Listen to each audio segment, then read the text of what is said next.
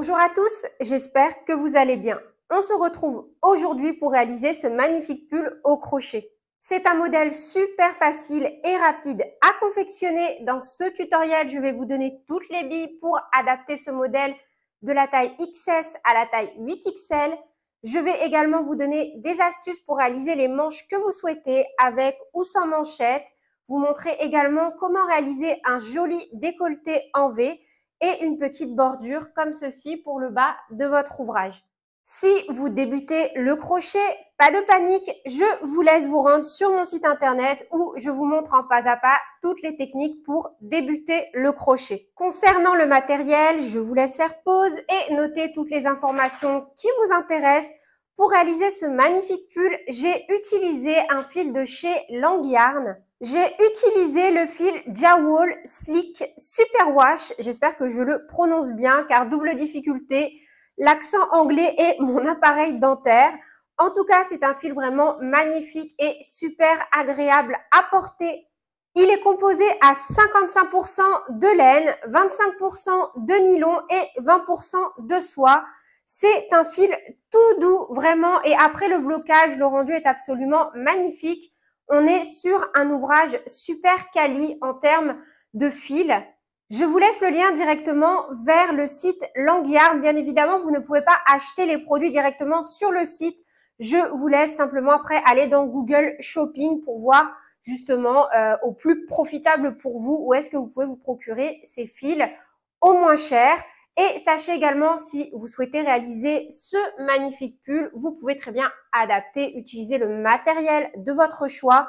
Je vous laisse également dans la description de cette vidéo un tutoriel en pas à pas qui vous montre comment adapter n'importe quel tutoriel au crochet avec donc un fil différent, un crochet différent, une façon de crocheter différente. Comme ça, voilà, vous pouvez utiliser vraiment le matériel que vous souhaitez. Vous pouvez bien évidemment retrouver la fiche PDF de ce tutoriel directement dans le petit i en haut à droite ou sur mon site internet www.lecrochetdeplume.com et sur ce, on est parti avec le tutoriel. Concernant la réalisation de notre ouvrage et notamment de notre première partie, à savoir le dos et le devant, nous allons commencer par réaliser une maille chaînette qui va déterminer la largeur de l'ouvrage et qui va être donc la partie du dos.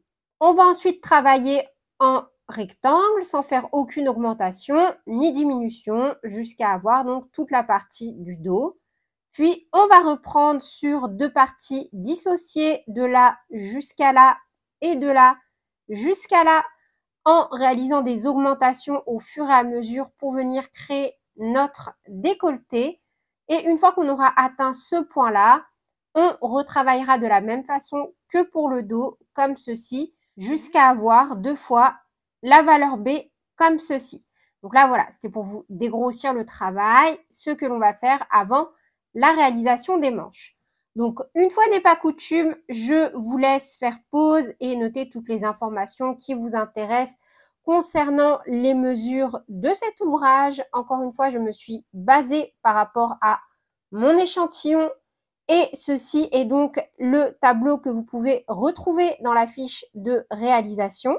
Nous sommes bien évidemment sur un motif pair. Donc là, peu importe le nombre de mailles en l'air que vous allez faire, il sera toujours pair, plus une pour venir lever le rang. Par exemple, pour une taille S, on aura ici de A à B au niveau du rectangle, toujours 72 mailles à travailler. Par exemple, pour une taille 8XL, on aura toujours 124 mailles à travailler. Donc là, je vous ai mis les valeurs en mailles en l'air, puis en centimètres. Attention, les valeurs en centimètres sont à prendre une fois que l'on aura bien avancé dans le travail.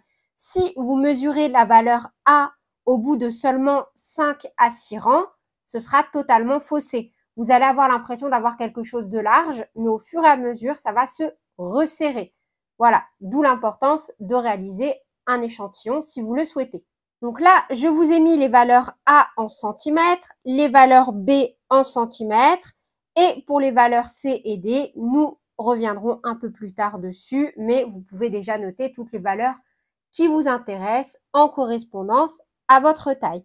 On va donc commencer par réaliser une maille chaînette de la valeur A avec en maille en l'air les données qui sont ici pour obtenir un rectangle. Par exemple, je dis une bêtise, pour une taille L de 49 cm de largeur et de 43 cm de hauteur. Bien évidemment, les mesures de la valeur B, vous pouvez les adapter. Je dis une bêtise, si vous voulez un pull plus long ou faire une robe pull, alors là, vous allez jusqu'où vous souhaitez. Par exemple, pour faire une robe pull en taille S, on pourrait très bien envisager d'aller jusqu'à 80 cm. C'est vraiment après à vous de voir et d'adapter ce modèle comme vous le souhaitez. A détermine la largeur, B détermine la hauteur. J'ai déjà donc préparé mes 2 petits marqueurs et je viens monter une maille chaînette en fonction de la taille que je souhaite réaliser. On fait donc un nœud coulant et on monte nos mailles en l'air. Une fois qu'on a monté le nombre de mailles en l'air souhaité, on fait une maille en l'air supplémentaire. On tourne et on vient travailler dans la 2e maille à partir du crochet et à chaque fois vraiment dans le maillon à l'arrière. Alors hop, comme ceci. Vous voyez, on a les 2 brins avant-arrière qui sont sur le crochet et nous on vient vraiment travailler dans le brin tout à l'arrière pour avoir une jolie finition. Et on commence par réaliser une maille serrée. On met un petit marqueur. Et on fera ça à chaque début de nouveau rang pour être sûr de ne pas se tromper. Un jeté dans la maille suivante, toujours à l'arrière, une bride. Et on va alterner comme ça sur tout le rang à chaque fois. Et on répétera ce rang. Une maille serrée, une bride. Une maille serrée, une bride,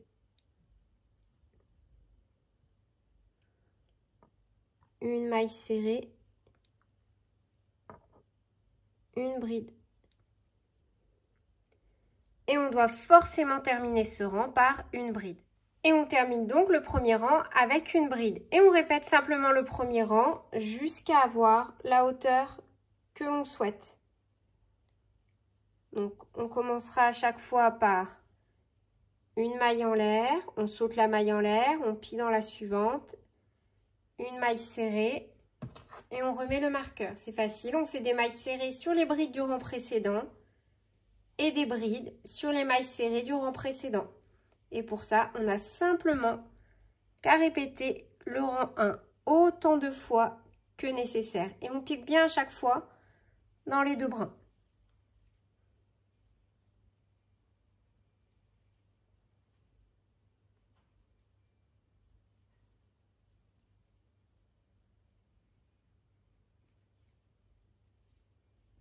Et on doit bien évidemment avoir le même nombre de mailles du début jusqu'à la fin. En fonction de la taille que vous souhaitez réaliser, vous allez donc monter la hauteur qui vous intéresse en centimètres. Ensuite, on va venir positionner nos petits marqueurs en laissant le même nombre de mailles ici et ici.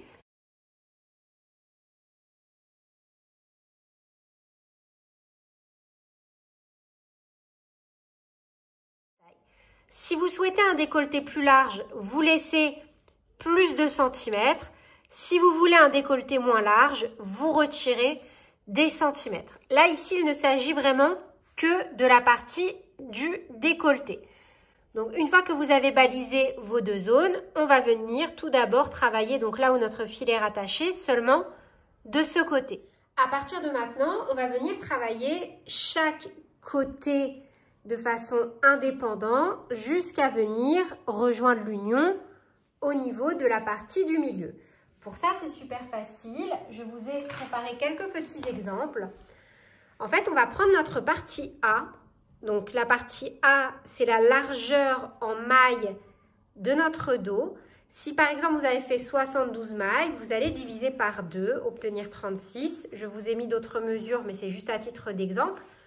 Tout ça pour vous dire qu'on va devoir retomber de chaque côté sur cette moitié afin que nos deux parties soient égales donc à la valeur A. Par exemple, moi, pour 72 mailles que j'ai réalisées, divisé par 2, je vais travailler ainsi de suite en faisant mes augmentations jusqu'à obtenir ici un total de 36 mailles, car 36 plus 36 égale 72. Et ainsi, je pourrais venir donc unir mes deux parties et ainsi mon décolleté aura été réalisé. Maintenant, en termes d'augmentation, je vais vous montrer comment les faire. Vous allez voir, c'est super facile. Donc, de l'extérieur de l'ouvrage, donc la partie où on aura notre manche, on ne fait jamais d'augmentation. Le décolleté se crée ici et non au niveau de la manche. Donc, vous pouvez bannir. Quand vous reprenez un rang à ce niveau-là, pas d'augmentation, quoi qu'il arrive, parce que ici, on veut que ça reste droit. Les augmentations se font au niveau de la partie interne. Donc, premier rang, on ne va pas faire d'augmentation. Deuxième rang, cette fois-ci, on va aller de l'intérieur vers l'extérieur. On débutera le rang avec une augmentation. Troisième rang, de l'extérieur vers l'intérieur, pas d'augmentation. Quatrième rang, de l'intérieur vers l'extérieur, pas d'augmentation. Et on va répéter cette séquence de 4 rangs jusqu'à obtenir donc le nombre de mailles souhaitées. Donc, on va répéter les rangs 1 à 4 autant de fois que nécessaire pour retomber sur nos mesures ici qui sont la moitié de notre valeur A initiale. Donc ici, c'est facile. Sur l'extérieur, on devra toujours débuter de nouveau avec une maille serrée puisqu'ici, on n'aura jamais d'augmentation. Donc, on n'aura aucune modification en termes de motif. Donc là, hop, je remets mon petit marqueur et je reprends mon travail normalement jusqu'à arriver au petit marqueur jaune qui marque la fin de ma partie de l'épaule. Et on termine bien par une bride, une maille en l'air, on tourne. Donc là, on est ici. De l'intérieur vers l'extérieur, on vient faire notre augmentation. Et toujours en respectant le motif. Vous allez voir, c'est super facile. J'ai fait ma maille en l'air, je la passe, je pique dans la bride du rang précédent et je fais une première maille serrée que je viens marquer. Très très important, servez-vous de vos petits marqueurs. Que vous débutez ou non le crochet, vraiment je vous recommande dans ce genre de technique de toujours avoir un petit marqueur avec vous. Au même endroit, on refait une maille serrée. On vient de faire 2 mailles serrées dans la même maille, soit une augmentation. Et on repart cette fois-ci normalement avec notre motif. En respectant tout simplement, lorsque l'on a une maille serrée sur le rang précédent, on fait une bride. Et lorsque l'on a une bride sur le rang précédent, on fait une maille serrée. Et on doit forcément terminer ce rang par une bride. Sinon, c'est que vous avez une erreur quelque part. Maintenant, rang de l'extérieur vers l'intérieur, pas d'augmentation. Donc là, hop, on tourne. J'ai déjà fait ma maille en l'air.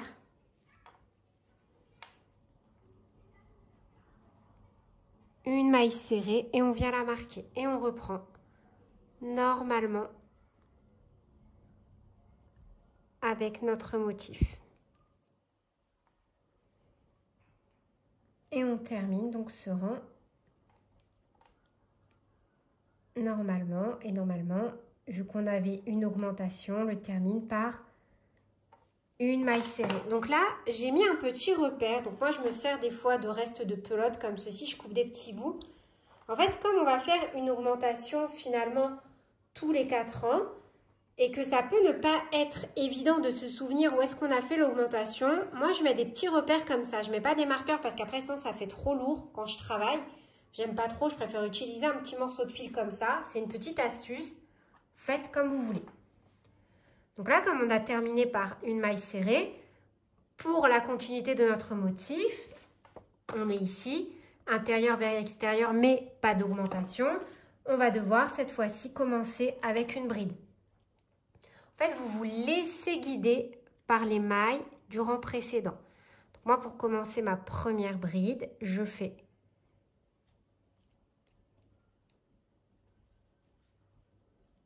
une maille serrée, une maille en l'air qui compte comme ma première bride. Et on vient mettre notre petit marqueur. Et on reprend. Donc là, j'ai fait une bride. Donc dans la maille suivante, une maille serrée. Et sur le rang suivant, idem, je reprendrai avec un rang sans augmentation. Si vous avez un peu du mal à voir ou parce que c'est trop rapide, je vous laisse dans la description de cette vidéo, une vidéo en pas à pas où je vous montre comment réaliser le point nuage ainsi que des augmentations et des diminutions. C'est vraiment un point super facile à maîtriser. Il faut juste garder en tête que si vous arrivez à repérer vos mailles au niveau du rang précédent, c'est vraiment un travail super fluide. Donc là, je suis sur mon rang de retour, hop, de l'extérieur vers l'intérieur et je termine par ma maille serrée. Donc à ce stade, j'ai fait 1, 2, 3, 4, 5 rangs. Là, je viens de terminer celui-ci, extérieur vers intérieur. Et maintenant, on va repartir sur un rang d'augmentation. Sauf que cette fois-ci, on ne va pas faire une augmentation en maille serrée puisqu'on a terminé par une maille serrée. Mais on va faire une augmentation en bride. Donc pour ça, on tourne. Dans la première maille, donc la maille serrée, on fait directement une maille serrée, une maille en l'air qui compte comme notre première bride. On remet notre petit marqueur et dans la même maille, on fait une bride. On vient de faire une augmentation, cette fois-ci en bride. La maille suivante est une bride. On fait une maille serrée. La maille suivante est une maille serrée, on fait une bride. Et on reprend tout simplement notre motif. Voilà pour la première partie du décolleté. Donc, de là jusqu'ici, hop, ici la fin, j'ai réalisé à chaque fois un rang sur 4, une augmentation, toujours que sur la partie interne. Et donc, à partir d'ici, tous les deux rangs, à chaque fois seulement sur la partie interne au niveau des rangs retour vers l'extérieur, j'ai réalisé une augmentation. Maintenant, on va venir se rattacher donc ici. Vu que si on avait continué là, on aurait continué comme ceci. On va se rattacher ici et faire un premier rang sans augmentation. On se rattache bien au niveau de notre marqueur sur la partie interne. Et donc là, je me suis bien rattachée au niveau d'une bride. Donc, je commence par faire une maille serrée. Moi, je viendrai cacher tous mes fils à la fin avec une petite aiguille. Et on réenchaîne. Donc là, on va déjà mettre, si on le souhaite, un petit marqueur. Encore une fois, je vous recommande de les mettre. Et on alterne. Donc là, sur la maille serrée du rang précédent, une bride.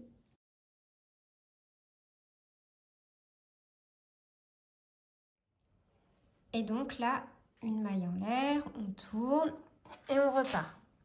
Toujours en suivant notre motif, sauf que cette fois-ci, dans la dernière maille, c'est là que l'on viendra faire l'augmentation.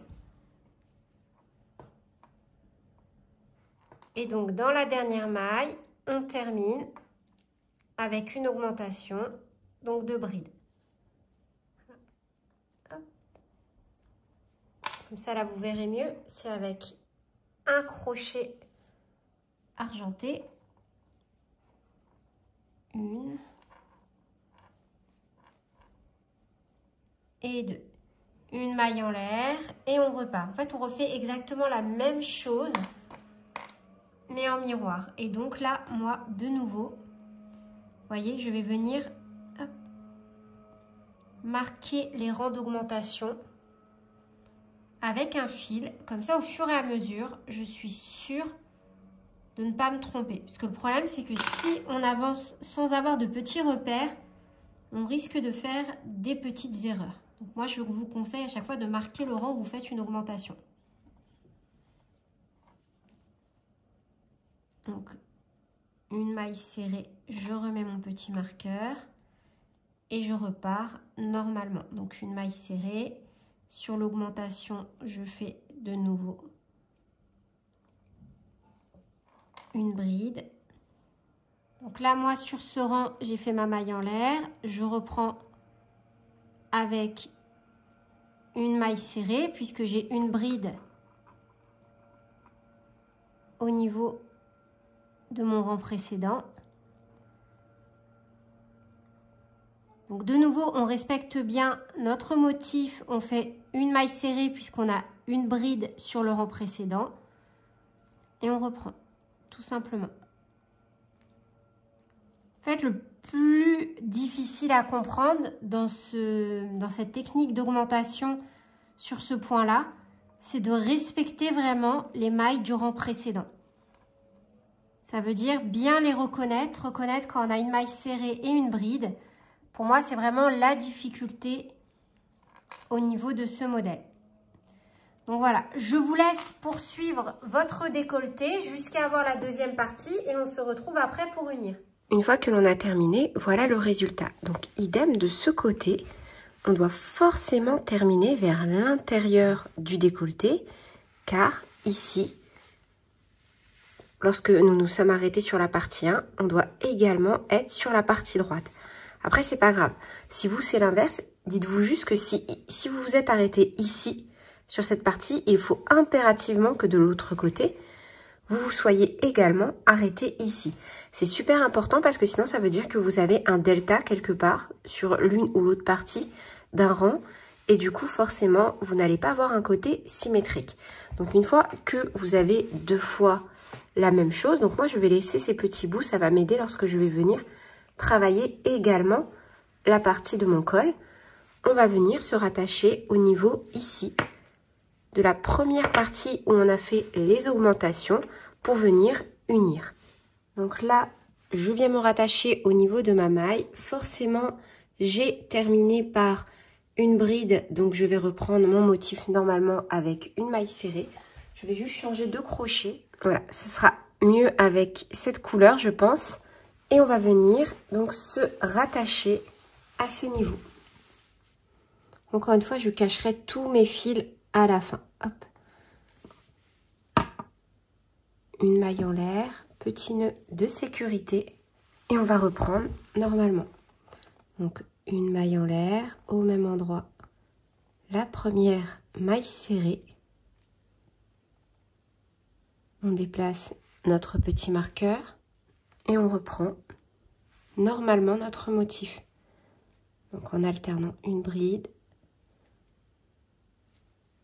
une maille serrée, une bride et on termine forcément par une maille serrée et une bride. Oups, parce qu'on doit forcément avoir un nombre pair.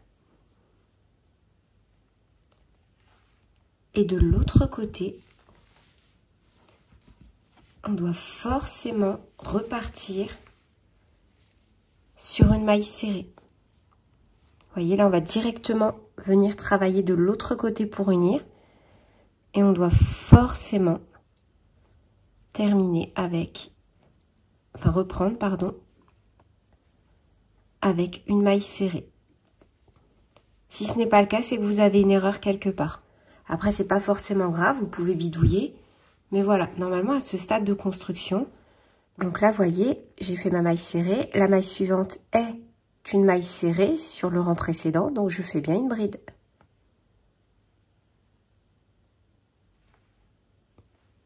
Donc là, j'ai bien la continuité de mon motif. Une maille serrée, une bride, une maille serrée, une bride.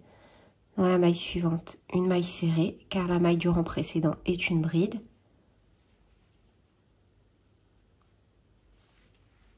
Etc.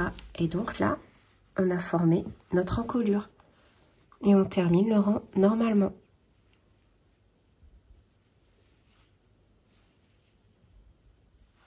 Et idem, on termine forcément par une bride. À ce stade, on doit être dans la même configuration que lorsque nous étions en train de réaliser le dos.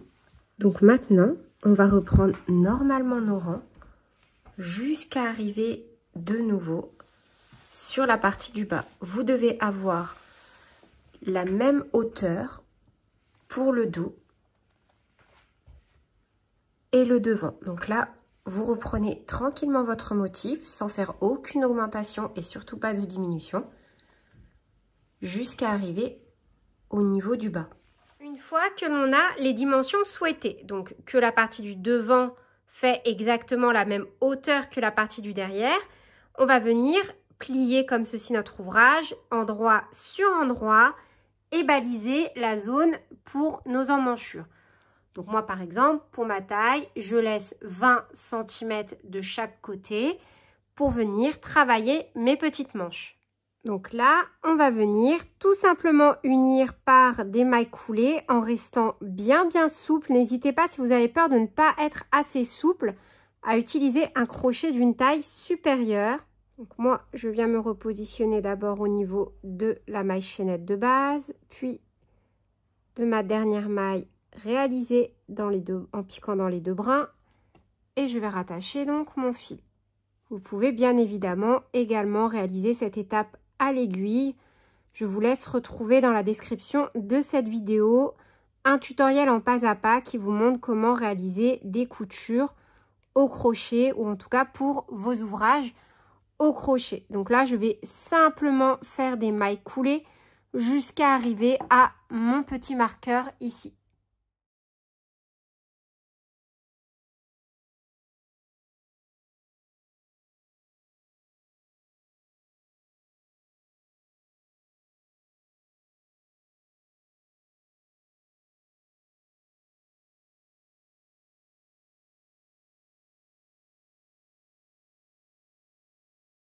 Donc moi là j'ai fini mon union en maille coulée et je revérifie que j'ai bien la mesure que je souhaite. C'est super important et idem, vous allez devoir faire pareil de l'autre côté. Là je dis une bêtise, mais si en faisant le tour vous avez 120 mailles, de l'autre côté vous devez également avoir 120 mailles. Si vous en avez 60, de l'autre côté vous devez aussi en avoir 60. Ça c'est super important de garder l'effet miroir en fait. Il faut vraiment que vos deux parties soient identiques. Donc à partir de maintenant, pour la manche, on va travailler en circulaire. Ça veut dire que on va travailler en rond, en tournant, mais point particulier. Le motif que je vous propose est donc un multiple de 2 et en circulaire, ce motif reste un multiple de 2. Cependant, il faut vraiment faire attention à réaliser les mailles serrées sur les brides et les brides sur les mailles serrées. On commencera donc à chaque fois un rang sur l'envers, puis un rang sur l'endroit. Je vous propose de débuter ensemble. Donc dans cette configuration-là, et ici, le premier rang est très important, je vous recommande vivement à l'issue de celui-ci de venir noter le nombre exact de mailles que vous avez car il faudra impérativement retomber sur le même nombre de l'autre côté. On commence par réaliser une maille en l'air et au même endroit, là où on a fait la dernière maille coulée, on pique et on fait la première maille serrée. Et on vient mettre un petit marqueur. Et proprement en faisant bien attention de ne pas laisser de trous, d'espace disgracieux, on va venir travailler avec notre point nuage, point de riz, tranquillement sur la bordure.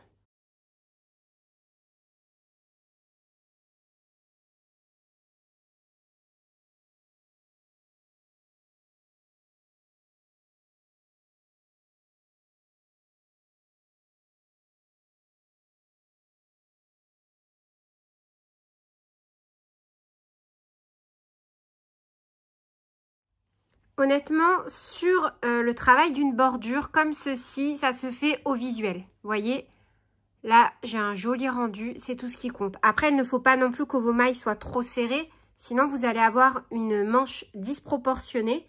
Vraiment, il faut rester souple. Donc là, moi, j'ai terminé mon premier rang de mon emmanchure. Comme je crée ce modèle devant la caméra, du coup, hop, ça me fait plein de petites prises comme ceci à vous faire. Et entre-temps, j'ai même eu une autre idée. Donc voilà, je me suis arrêtée à mon premier rang avec un total de 66 mailles. Je l'ai noté, comme ça je sais que quand je vais reprendre de l'autre côté, il me faut impérativement 66 mailles. Donc pour ma part, c'est top parce que je sais que, par exemple, voilà, pour une taille S, 72 mailles, ça me fait 45 cm. Donc là, 66 mailles pour environ 40 cm, je sais que je suis bien au niveau de ma mesure. Vous voyez, c'est un peu comme ça, moi, que je fonctionne pour vérifier mes mesures au fur et à mesure. Bon, là, après, moi, c'est pas comme vous, on va dire, parce que je suis vraiment dans un mood de création. Et je me suis dit que, vu que moi, je suis dans la création et que pour moi, ça me paraît assez facile de procéder comme ça, peut-être que vous, ça vous paraît un peu abstrait de piquer comme ça dans des rangs, sachant que j'ai pas du tout fait une maille dans chaque rang, sinon je n'aurais pas du tout eu le bon nombre de mailles. J'ai vraiment fait au pifomètre pour avoir une jolie finition, vous voyez, comme ceci, là, comme ça, j'ai aucune démarcation et je vais poursuivre en spirale. Mais je me suis dit que c'était peut-être pas évident pour tout le monde de fonctionner comme ça, ce que je peux totalement comprendre, surtout si vous débutez le crochet. Donc là, je me suis dit qu'en fait, au lieu de venir coudre ici, l'alternative que je propose, ce serait de venir créer la manche à part en commençant par le haut. Et en fait, après, suivre toutes les instructions que je vais donner, mais en fait, sur un morceau à part que vous viendrez coudre à la fin. Donc, je m'explique. Là, par exemple, au lieu de venir travailler en circulaire comme ceci, vous allez simplement venir travailler vous aussi sur un rectangle sur lequel on va éventuellement faire des diminutions. Vous n'êtes pas obligé d'en faire. Et le coudre ici avant de venir donc unir comme ceci, un peu comme pour le modèle de la veste que j'ai réalisé avec la paillette. Donc voilà, si vous trouvez que c'est plus simple de fonctionner comme ça, faites séparément une maille chaînette pour retomber justement sur 40 cm. Donc là, je dis une bêtise, enfin 40 cm ou peu importe, en fonction de la taille de votre manche. Vous pouvez très bien vous rebaser par rapport à ces mesures-là si vous le souhaitez. Je dis une bêtise. Du coup, là, pour avoir par exemple une taille de A égale 43 cm, pourquoi pas faire 68 mailles? Moi, vous voyez, à 66, je sais que je suis environ à 40 cm. Je sais que là, je vais être plutôt entre 40 et 41. J'ai un petit delta. C'est pas grave, ça va absolument rien changer à l'harmonie de ma manche tant qu'on reste sous la barre des 3-4 cm. Parce que là, on est sur la circonférence totale de la manche. Bref, si par exemple vous voulez, je ne sais pas, une manche d'environ 60 cm, vous savez que la A mesure 61 cm quand on fait par exemple 96 mailles en l'air. Donc on ne compte pas le plus 1. Et donc une fois que vous avez fait votre maille chaînette, travaillez une pièce à plat que vous allez venir coudre au milieu et puis après venir faire votre couture comme ceci, tac, tac, tac, tac, tac.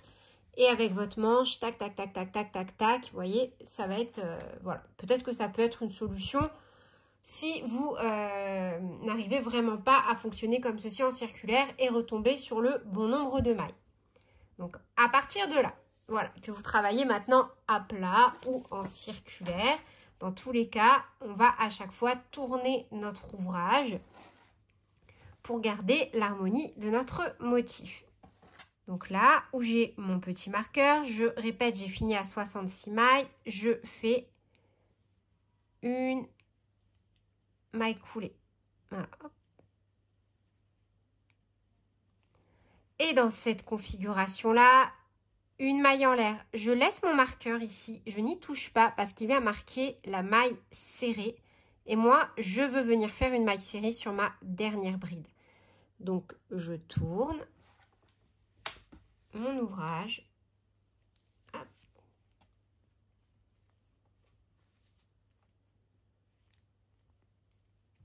Et sur ma dernière bride du rang précédent, Car oui, excusez-moi, petit aparté, vous devez absolument, donc enfin, je vous l'ai dit tout à l'heure, c'est un multiple de 2, vous devez absolument terminer par une bride.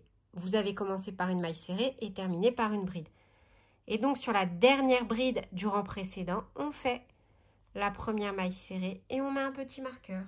Et donc là où j'ai mon marqueur avec ma maille serrée, c'est ici que je vais terminer ma dernière bride du rang. Et on est reparti. Vous voyez, c'est super simple. En fait, il faut juste comprendre le principe du multiple. Et après, ça va tout seul. Donc là, on répète notre motif tout simplement. Sur les brides, on fait des mailles serrées. Sur les mailles serrées, on fait des brides. On ne fait aucune augmentation, aucune diminution. Et on termine bien par une bride sur la première maille serrée du rang précédent. On peut retirer ce marqueur. Hop. On termine donc par une maille coulée là où on a fait la première maille serrée du rang en cours. Une maille en l'air, on tourne et on répète le premier rang. On vient faire une maille serrée sur la dernière bride du rang précédent. Et on remet tout de suite notre petit marqueur. Et on ne touche pas donc au marqueur ici de la maille serrée. C'est là que l'on viendra faire notre bride de ce rang à la fin. Vous voyez, ainsi de suite. Et en fait, en fonctionnant comme ça, non seulement on n'aura aucune démarcation, et en plus, on garde la continuité de notre motif, vous voyez? Donc là, on reprend. Une bride dans la maille serrée du rang précédent, une maille serrée dans la bride du rang précédent, etc. Donc là, à ce stade de la réalisation, moi, j'ai déjà réalisé une manche et pour ça, j'ai fait des diminutions. Donc, je vais voir avec vous les séquences juste après de diminution. Mais bien évidemment, vous n'êtes pas obligé d'en faire. Si vous le souhaitez, vous pouvez très bien faire une manche toute droite, même au niveau des côtes. Vous allez voir, je vais vous donner une alternative si vous souhaitez ne pas en réaliser. Donc, voilà ce que j'ai réalisé pour ma manche numéro 1. Donc là, je suis en train de faire la numéro 2. Pour les 4 premiers rangs, je travaille normalement. Pour le rang numéro 5, je fais 2 diminutions, une en maille serrée, une en bride, puis je travaille normalement. Pour les rangs 6 et 7, on travaille normalement.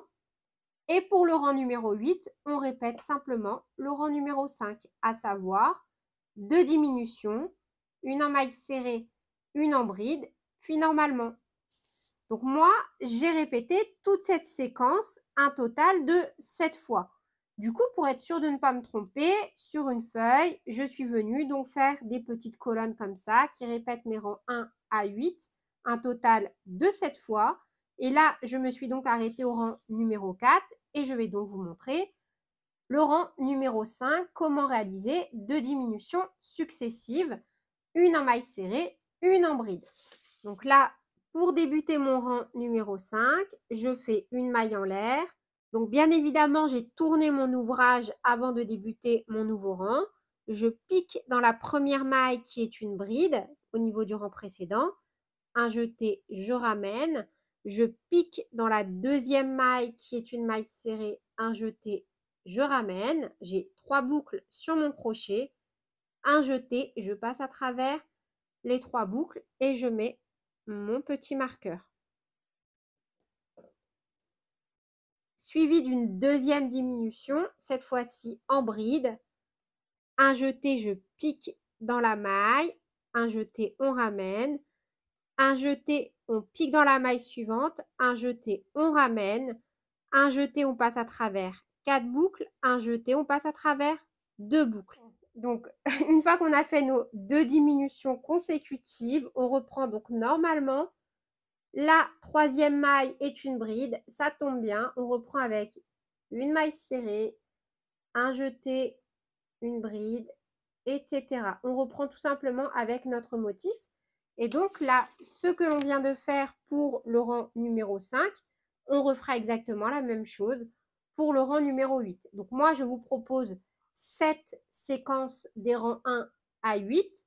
Bien évidemment, vous allez composer selon la forme que vous souhaitez donner à votre ouvrage. Si par exemple, vous avez envie de partir sur des manches larges, voire même bouffantes, avec l'appareil dentaire, c'est un mot que j'ai du mal à dire maintenant, bouffante.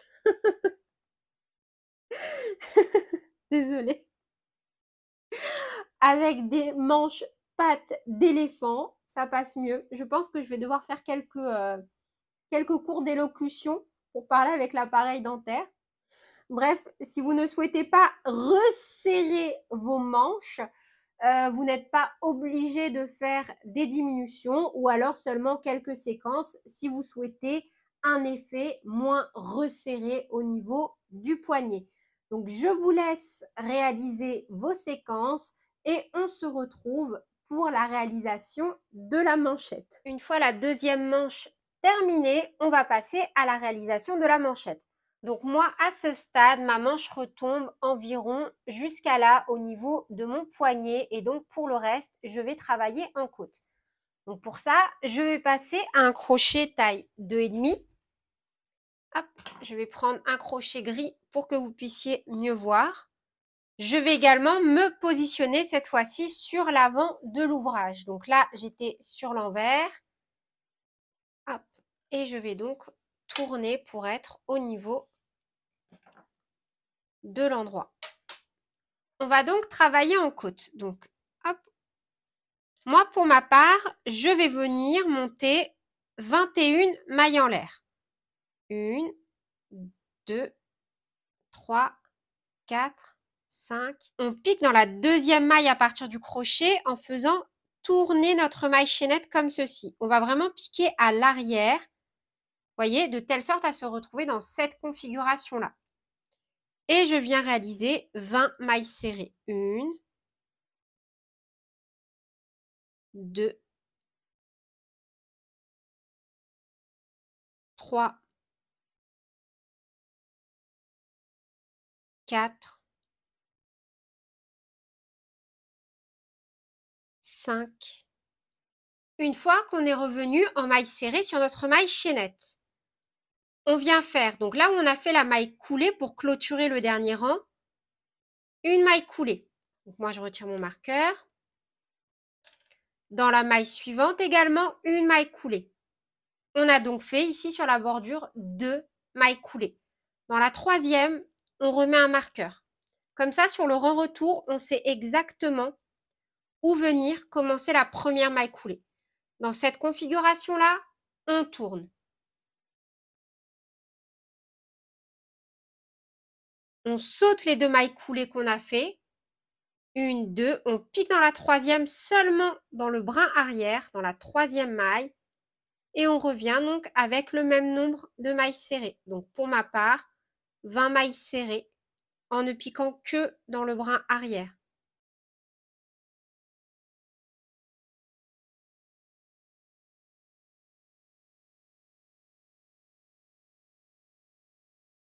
Et 20. Quand on est sur la partie externe de la manchette, on fait une maille en l'air, on tourne. On saute la maille en l'air que l'on vient de réaliser. On pique dans la deuxième maille à partir du crochet en piquant seulement dans le brin arrière. Et on refait 20 mailles serrées.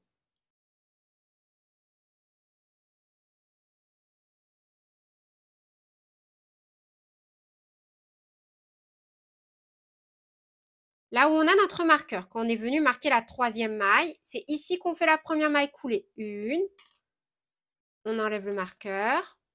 Dans la maille suivante, on refait une maille coulée. Et dans la troisième maille, de nouveau, on remet un marqueur. Directement, on tourne. On saute les 2 mailles coulées qu'on a fait. 1, 2, on pique dans la troisième. Et on refait nos 20 mailles serrées en piquant toujours que dans le brin arrière. Une maille en l'air, etc. Donc là, on va poursuivre jusqu'à avoir fait tout le tour, puis on viendra unir avec des mailles coulées. Donc là, j'ai pris à partie, j'ai réalisé en amont de cette vidéo un tutoriel en pas à pas sur comment réaliser des finitions sur ce type d'ouvrage où je vous montre en focus donc comment réaliser des côtes à partir d'une manche existante et également comment venir fermer au niveau de la petite chaînette pour n'avoir aucune démarcation. Je l'ai fait sur une autre vidéo parce que honnêtement, je trouvais que le rendu sur le fil rouge, c'était pas super évident de vous montrer où je piquais dans les petits V puis seulement dans les brins externes pour avoir cette finition. Donc pour ce passage, si vous ne savez pas comment réaliser des finitions en côte, je vous renvoie tout simplement vers le tutoriel en pas à pas que vous allez retrouver directement dans la description de cette vidéo où je vous montre donc comment venir faire des manchettes, des cols, des bordures quelles qu'elles soient en côte et surtout avoir vraiment aucune démarcation comme ceci. Maintenant, je vais m'attaquer donc à la réalisation de mon col et pour ça, je vais faire un premier rang où je vais harmoniser. Donc, je vais reprendre mon crochet taille numéro 4 et je vais faire donc un rang de mailles serrées pour venir harmoniser cette partie avant de rebasculer sur des côtes. On va donc venir se repositionner au niveau de notre encolure cette fois-ci. Donc moi, je vais venir travailler sur la partie donc interne de l'ouvrage. Je me positionne à peu près au milieu comme ceci et je vais donc venir réaliser un rang de mailles serrées. Donc un jeté,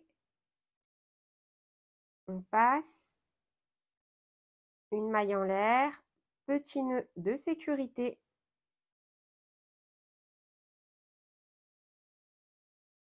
et au même endroit, on vient déjà réaliser une première maille serrée. Et on met surtout un petit marqueur. Donc là, pour l'instant, pas de difficulté sur la partie du dos parce qu'on a juste à travailler maille dans maille.